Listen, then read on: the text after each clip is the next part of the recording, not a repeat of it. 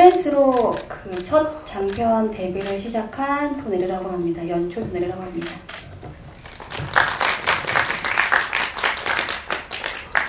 안녕하세요. 트랜스에서 고민형 역할 맡았던 황정인이라고 합니다. 반갑습니다. 안녕하세요. 피이태 역할을 맡은 윤경호라고 합니다. 반갑습니다. 일단 이 트랜스 모티브는 제가 내과학에 좀 관심이 있었을 때, 아무튼 현실을 저희가 이렇게 뇌로 해석한 전기 패턴을 본다라는 게 좀 흥미롭게 느껴져가지고, 그래서 뇌과학적인 키워드랑 그 다음에 뭐 다중우주 이런 거에서 약간 파생된 다중의식적인 구조를 만들자, 뭐 그런 거랑 그냥 트랜스휴먼이라는 코드 그 세 가지가 얘 섞이면서 이렇게 모티브로 플롯을 보여주기 위해서 시작된 영화입니다. 네. 사실 저는 제가 선택을 했다기보다도 선택을 당한 입장인 게 조금 더 커서, 다만 글을 처음 받아보았을 때 많은 분들이 다들 어렵다는 말씀 많이 해주시는데, 저는 이게 SF라서 내가 이런 걸 해도 되나 이런 생각보다는 그냥 내가 정말 민영이라는 역할을 어떻게 소화해내고 보시는 분들에게 논리적으로 다가갈 수 있는지에 대한 고민을 많이 했던 것 같습니다.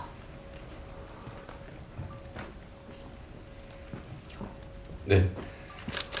저도 정인 배우와 마찬가지로 제가 선택을 한 거는 아니고요. 저는 이제 오디션을 보고 선택을 해주셔서 저도 이제 참여를 물론 뭐 할지 안 할지 정도는 선택을 할 수 있었지만, 저는 참여를 하고 싶었던 이유가 어쨌든 트랜스휴머니즘이라는 그런 어떤 인간 중심주의를 넘어선 주제를 다루고 있기 때문에 굉장히 흥미로웠고, 그리고 SF 장르가 흔하지 않잖아요. 근데 해볼 수 있는 기회였고, 또 스토리를 처음에는 어려워서 이해를 못했어요. 근데 이제 매력적인 이야기인 거는 느껴져서 같이 많이 연구하면서, 네, 그러면서 더 열정이 생겼던 것 같습니다.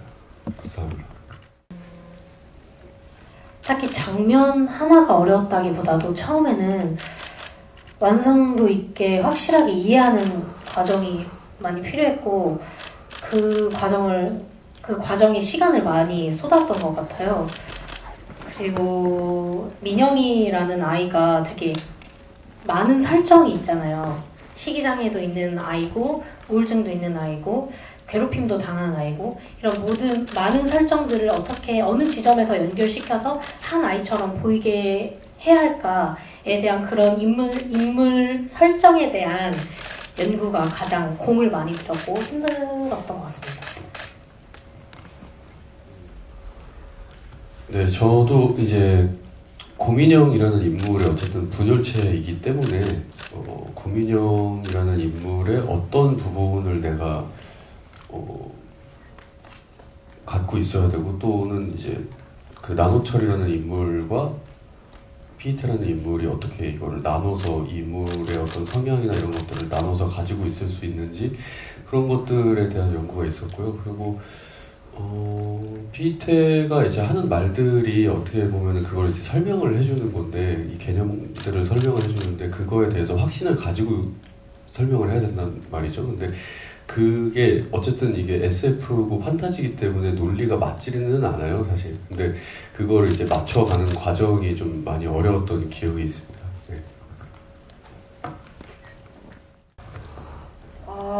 일단은 일단 이 영화의 포인트로 제가 얘기를 하자면, 그러니까 사실 뭐 일상적인 드라마나 뭐 어떤 인간 간의 관계나 뭐 여러 가지 뭐 아니면 역사를 다룬다거나 그런 류의 영화들이 많이 있잖아요, 독립영화에. 근데 제가 이 영화를 기획을 할 때는 좀 어떤 감정선까지 다 지워버리고 싶었던 것 같아요. 그러니까 인간이 갖고 있는 감정선까지 다 무너뜨리고 어떤 약간 구조만 남는 거, 이야기의 구조, 플롯만 남기는 약간 좀 어떻게 보면 건조하다고 할 수 있는 영화를 만들고 싶었다고 해야 되나요? 그래서 뭐 좀 그런 생각이 있었었고, 그래서 이 영화의 키를 저는 플롯으로 생각하는데요. 그러니까 이 영화가 좀 이렇게 어렵게 받아들여지는 지점이 거기에 있다고 생각을 하거든요. 그래서 아까 뭐 뇌과학이 뭐 그 모티브가 됐다고 말씀을 드렸는데, 그러니까 이게 사실은 뇌에서 벌어지는 얘기잖아요. 앞부분 그렇게 타임루핑이 되어지는 그 과정들이.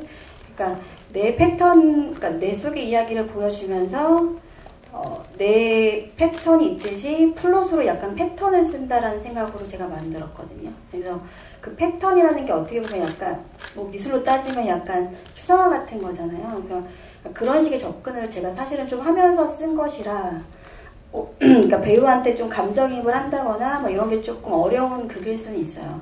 그래서 제가 어쨌든 이 영화에서의 메시지라고 한다면 그 내용이 빠져있는 플롯일 수 있고요. 그러니까 어떤 그 형식적인 플롯일 수 있고요.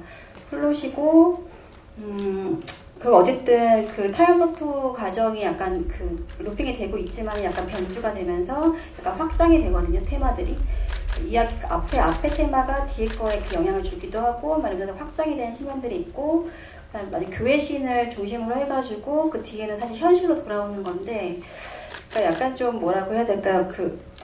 제가 이렇게 항상 마무리 멘트로 많이 하는 말인데 우리가 꿈을 꿀 때 꿈이 이렇게 현실을 반영해서 꿈을 꾼다고 생각하지만 그 반대를 하려고 했던 거예요. 그러니까 오부의 현실이 앞에 1, 2, 3부의 꿈을 반영하는 거죠. 그래서 사실 그 패턴이 어떤 그 플롯의 구조 자체가 사실 내 모습을 그리고 있는 거거든요. 그래서 그러니까 저 나름대로는 약간 직조를 하고 이렇게 구상을 해가지고 이렇게 구조화 시킨 거긴 한데 요것이 그러니까 저의 결론을 말씀드리면 약간 독립영화 쪽에서도 많이 시도하지 않는 좀 약간 추상적인 층의 영화라고 생각해요. 그러니까 뭐 일반적인 거나 역사적인 사상적인 그런 층위가 있는데 그 층위 위에 약간 추상적인 레벨이 있다고 생각하거든요, 저는요. 근데 어쨌든 그 약간 그런 레벨에서 제가 구상을 했던 극이라고 말씀드리고 싶습니다.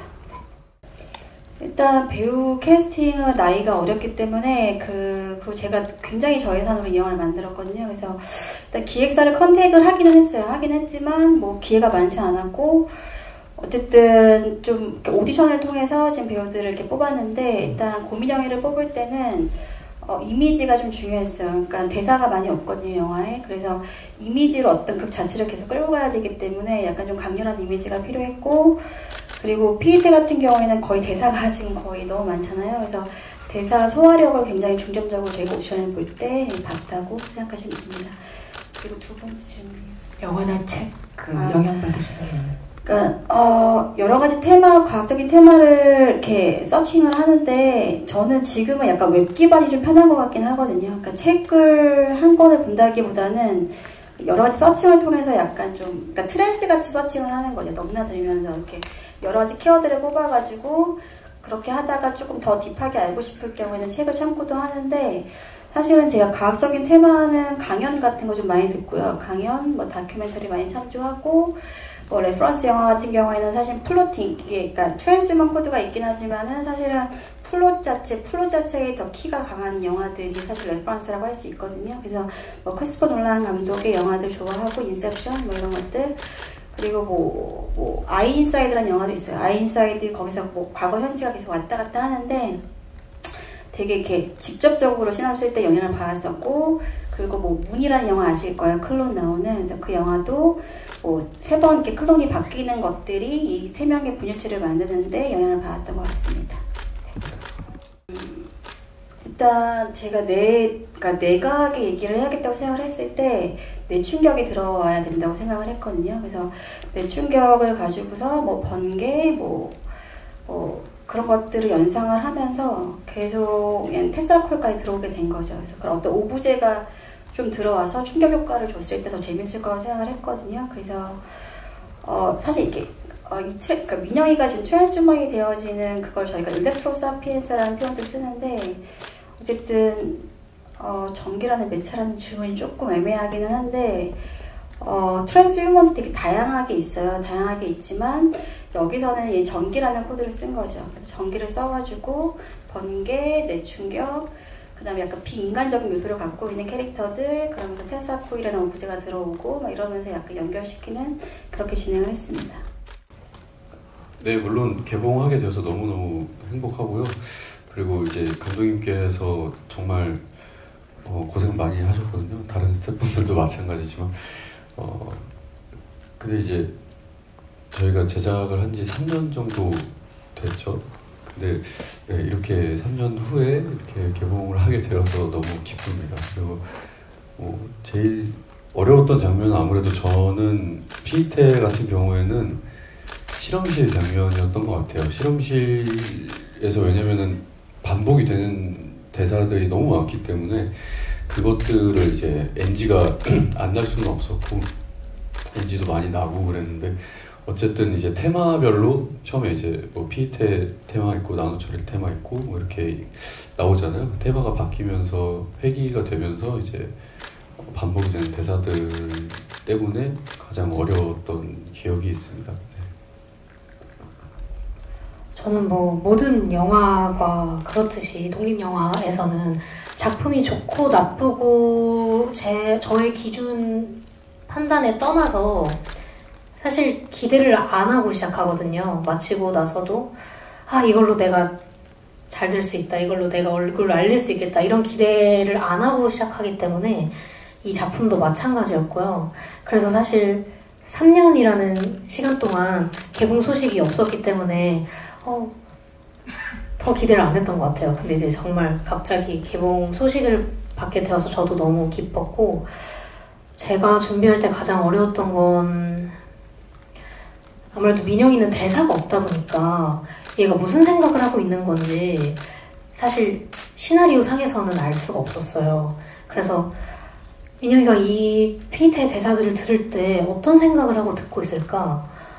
어떤 감정인 걸까? 이런 거를 하나하나 되게 반응하는 장면들이 많았기 때문에 그 반응을 좀 다르게 하기 위해서 이 반응은 어떤 반응이었을까에 대해서 분석하고 생각해보는 게 좀 가장 어려웠던 것 같고, 촬영하면서 어려웠던 거는 전기 충격을 받을 때 어떤 느낌인지 모르겠는 거예요. 저는 전기 충격을 받아본 적이 없기 때문에 그걸 상상하면서 연기하는 게 어려웠던 것 같아요. 어느 정도 소리를 질러야 되지? 어느 정도 표정을 구겨야 되지? 전기 충격 받을 때 어느 정도 쾌감이 있는 거고 어느 정도 아픈 거지? 이런 거에 대한 상상력을 발휘하는 게 어려웠던 것 같습니다. 네, 마지막에 이제 민영이가 살인자라는 사실을 알고 나서 다시 과거로 돌아가는 거는 똑같은 루핑으로 도는 걸 거라고 생각을 했었거든요. 그래가지고 그러니까 민영이라는 캐릭터한테는 좀 다른 대안지를 주고 싶었어요. 다른 대안이 있기를 바랬고, 그래서 뭐 과거로 계속 회귀를 얘기하다가 갑자기 미래로 한번 확 전환을 시켜볼까라는 생각으로 그런 대사를 집어넣고, 사실 알 수 없죠. 그냥 열린 결말로 끝낸 거고요. 끝냈고 어쨌든 그랬으면 좋겠는 희망 뭐 이런 것들을 메시지를 담고 있는 겁니다. 그리고 사실은 근데 과학적으로 시공간에 이동할 때 미래로 가는 거는 현실적으로 안 된다고 아직은 제가 듣긴 했거든요. 그때 해외 영화제 돌면서 그런 얘기들이 나오더라고요. 네. 이름에 대한 좀 지위들이 많더라고요. 근데 그냥 일단은 피이테라는 캐릭터가 이 극을 추동하는 캐릭터인데 좀 좀 급진적이고 좀 위험하기도 하고 좀 살기뛰고 그런 인물이 위험한 인물인데 좀 약간 그런 살기뛴 이름이 필요했어요. 그래서 피라는 느낌을 넣었고요. 뭐 굳이 또 얘기를 하자면 그냥 이태라는 게 약간 형태가 변한다 이런 뜻을 담고 있기 때문에 트랜스휴먼 사상을 지금 주창하니까 피이테라는 게 잘 어울린다고 생각했어요. 그리고 그 반대급부에 있는 인물이 나노철이거든요. 근데 나노철은 사실 트랜스휴머에 대해서 굉장히 보수적이고 되게 좀 소극적인 인물이에요. 겁도 많고. 근데 또 몸에는 되게 비인간적인 요소를 차고 있잖아요, 의수를. 그래서 나노라는 느낌이 약간 과학적인 느낌을 주니까 나노도 이용을 했고, 좀 유치하거든요, 사실 이거. 나는 철이 싫어했고 나노철이 되고 이거여가지고 뭐 그렇게 만들었고, 고민형은 사실 그 피이테와 나노철의 중간체 같은, 그러니까 약간 갈등하는, 그 사이에서 갈등하는 그런 중간 인물이거든요. 그래서 고민하는, 왔다 갔다 하면서 갈등하고 반응하는, 그 방황을 하는, 그래서 고민형이라는 이름이 있습니다. 네, 사실은 뭐 저 분장 팀장님이나 미술 감독님이 다 너무 많이 도와주셔가지고 너무 감사하게 생각하는데, 사실은 되게 아쉬운 것도 많긴 하거든요. 그러니까 예산이 너무 적었어가지고, 그러니까 미술 같은 경우에는 그 미술 감독님이 특수 소품을 하시는 분이어가지고 이미 갖고 있는 여러 가지 장치들이 많았어요. 그래갖고 사실 PD 작업실에 있는 그 전시되어 있는 여러 가지 것들이 다 그냥 미술 감독님 소품이에요. 그래서 그렇게 만들었고, 분장 팀장님도 되게 많이 도와주셨고, 근데 개인적으로는 사실은 이 영화에서 되게 이미지를 좀 과감하게 되게 좀 아티스틱하게 쓰고 싶었었거든요. 사실은 뭐 뉴런 시냅스 이미지나 내공명이나 여러 가지가 다 되게 이미지적으로는 되게 화려했어요. 제가 쓸 때는. 근데 사실은 예산 때문에 그런 것들이 다 구현되지 못한 측면이 있다는 거 좀 알고 계셨습니다.